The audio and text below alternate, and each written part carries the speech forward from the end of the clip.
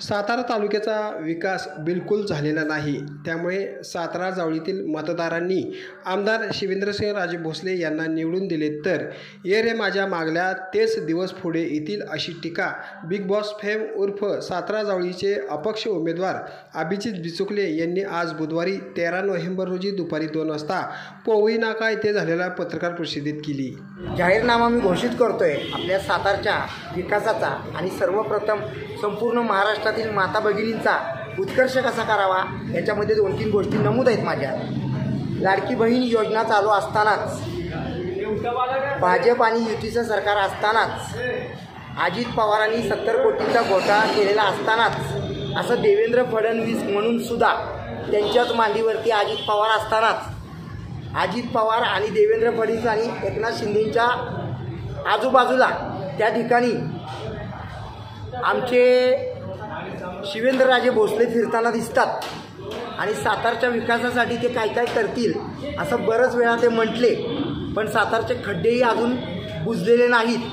आत्ता on location me open challenge करतो, मला बोलवा, आमदार शिवेंद्रराजेंना बोलवा आणि कुणी किती विकास कामं केली ते दाखवा.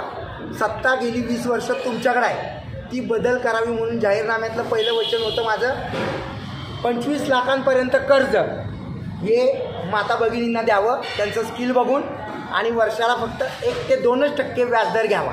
25 लाख रुपये कर्ज द्यावं सर्व माता भगिनींना ज्यांचं स्किल आहे. कुणी पापड करतील, कुणी कुरडई करतील, कुणी रेशीम करतील, जे काय असेल.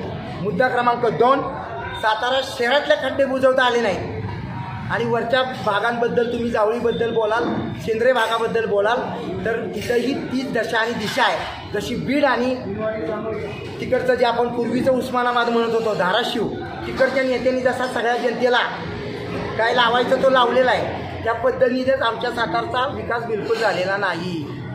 खऱ्या अर्थानं शिवछत्रपतींचे वैचारिक वारस म्हणून मला सातारच्या जनतेनं TV चिन्हासमोरील बटन दाबून डॉक्टर अभिजित वामनराव आवाडे बिचुकले जाहीरनामा व्यक्त करताना हेही सांगतो, दूरदर्शन संच हे चिन्ह आहे माझं, म्हणजे TV. का तुम्ही तेच करताय? तुम्ही गुलाम आहात का? आमचे छत्रपती शिवाजी महाराज गुलाम नव्हते, आमचे डॉक्टर बाबासाहेब आंबेडकर गुलाम नव्हते, आमचे लोकमान्य टिळक गुलाम नव्हते. त्यांचे आम्ही वैचारिक वारस आहोत ना. तर इथले मतदार कायम एकाच बंगल्यावरती मतदान का करतात? आणि सुरुची बंगला हा बंगला कुठं काम करतो? भाजपच्या हाताखाली. छत्रपतींच्या नावानं जर ते काय करत असतील आणि त्यांचं जर मला बोलावणं येत असेल तर वैचारिक वारस त्यांच्याबरोबर जाईल. पण जे भ्रष्टाचाराचे आरोप करतात देवेंद्र फडणवीस आणि त्यांच्याबरोबर तुम्ही काम करता, तर सातारच्या जनतेला एकच सांगू इच्छितो की स्वाभिमानी असा मी माझ्या घरचं खातो, मी व्यसन करत नाही, मी मटण खात नाही. पण जे व्यसन करतात, तुम्ही कष्टानं दारू प्या, मटणं तुमच्या कष्टाची खा, पण विचार करून डॉक्टर बाबासाहेब आंबेडकरांनी जसं सांगितलं तसं मतदान विकू नका. जर मी विजयी होतो तर खऱ्या अर्थानं इतिहास होईल आणि शिवेंद्रराजे भोसलेंना जर तुम्ही विजयी केलं तर मागल्या ये रे माझ्या मागल्या तेच दिवस पुढं येतील. त्यांची जी काही प्रायव्हेट कंपनी आहे सुरुची बंगल्याची प्रायव्हेट कंपनी, ते आमदार कमी आणि प्रायव्हेट लिमिटेड जास्त आहे सुरुची बंगल्यावर, तेच चालत राहील. मी आलो तर लेडी मुख्यमंत्री दिन महाराष्ट्राला. तुमच्या सातारच्या गुरुवार पेठेतली सौभाग्यवती अलंकृता बिचुकले त्या महाराष्ट्राच्या पहिल्या लेडी मुख्यमंत्री बनतील. हे लिहून देतो मी तुम्हाला बॉन्डवरती. हे का बोलतोय तर आमच्या धमन्यांमध्ये मस्तिष्कामध्ये छत्रपती शिवाजी महाराज आणि डॉक्टर बाबासाहेबांचा नुसतं त्यांचं नाव घ्यायचं आणि विकलं जायचं. ह्या जिल्ह्यातले ते नेते बघा, आता सामाजिककरण नसल्यामुळे मी बोलत नाही, पण बाबासाहेब आंबेडकरांच्या नावावरती फक्त बाजार करतात. शिवेंद्रराजे भोसलेंना एक प्रश्न आहे माझा, छत्रपती म्हणून मराठा समाजासाठी तुम्ही काय केलं? शिवाजी महाराजांचे वंशज म्हणून घेत असताना मराठा समाज, मराठा म्हणजे एक जात नाही आहे, मराठा हा प्रांत आहे. जनगण मन हे तुम्ही ऐका. त्याही लोकांना मी ठणकावून सांगतो, मराठा ही जात नाही आहे. छत्रपती शिवाजी महाराजांना औरंगजेब म्हणायचा, मराठा जो मरने से नहीं डरता वो मराठा, मैं नहीं डरता मरने से. म्हणून शिवरायांचे वैचारिक वारस आहोत आम्ही. मैं मरने से डरता नाही. खरा मराठा मैं हूँ आणि मराठी जे माझे आहेत सगळे 12 बलुतेदार मराठा आहेत. पण शिवेंद्रराजे भोसले काय करतात, कुठल्या तरी एका संघटनेमध्ये जाऊन फक्त एक घोषणा द्यायची, अरे तुम्ही जाऊन बोलायला पाहिजे होतं, आम्ही राजे आहोत, आमच्या मराठ्यांना आरक्षण द्या. भाजप म्हणाल तिकडं मागं जायचं. त्या मुंग्यांची ओळ असते तशी पाठीमागं तुम्ही त्यांच्या पाठीमागं फिरता, मुंग्या जातात तशा. बिलकुल मला चालणार नाही. साताऱ्याचं नाव 7 समुद्रापलीकडं मी नेलं, ह्याच्याबद्दल कोण काय बोलतंय का सांगा. नंतर 98-99 साली खून खटल्यात नाव BBC गेलं होतं, त्याच्यानंतर परत इथं काही झालेलं नाही. सातारा जर जगात फेमस झाला असेल तर अभिजित बिचुकलेंमुळं आणि मनगटानं. मी कोणाच्या हाताखाली ताटाखाली काम करत नाही. कोण असेल त्यांनी येऊन मला समोर मीडियात सांगावं की तुम्ही माझे 5 पैसे घेतले. काही गरज नाही आम्हाला, आमच्या कष्टानं आम्ही खातो. आणि जनतेसाठी जसं डॉक्टर बाबासाहेब आंबेडकर त्या ठिकाणी मागासवर्गीयांसाठी लढले, तसे मला सर्वांसाठी लढायचं आहे. मी एका जातीचा धर्माचा नाही आहे. भारत माझा देश आहे आणि सारे भारतीय माझे बांधव आहेत. माझ्या सातारकरांचा मला सर्वांगीण विकास करायचा आहे, हे लक्षात ठेवा.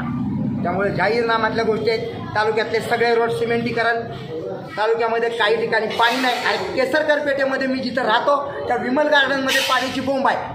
हे होतं तुमच्या नगरपालिकेच्या आधिपत्याखाली. जिथं मी राहतो माझं बालपण गेलं.